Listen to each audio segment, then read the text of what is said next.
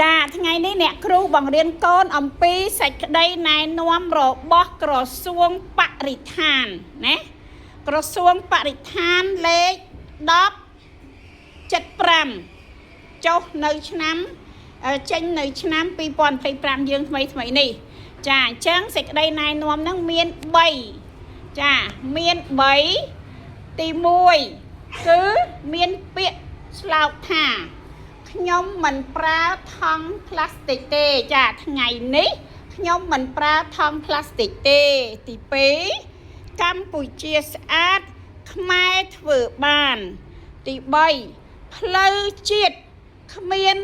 សម្រាមផ្លាស្ទិកណាអញ្ចឹង3ចំណុចហ្នឹងកូនម្នាក់ចាំស្រែកតាមអ្នកគ្រូហើយ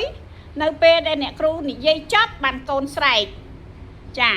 តោះឥឡូវអ្នកគ្រូអានឲ្យស្ដាប់នៅការណែនាំទី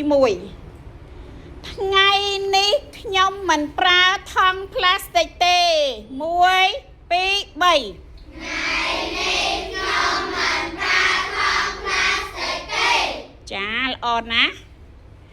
កម្ពុជាស្អាតខ្មែរធ្វើបានកម្ពុជាស្អាតខ្មែរធ្វើបានចា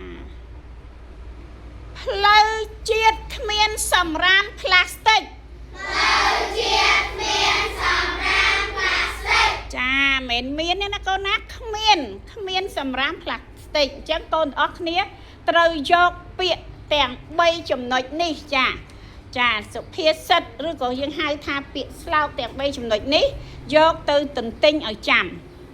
ទី1ថាម៉េចកូនម្ដងទៀតថ្ងៃនេះខ្ញុំមិនប្រើថង់ផ្លាស្ទិកទេចាល្អណាស់កូនទៀតទី2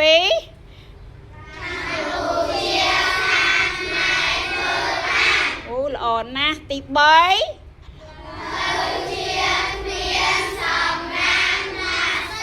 ចាល្អណាស់តែដៃទាំងអស់គ្នា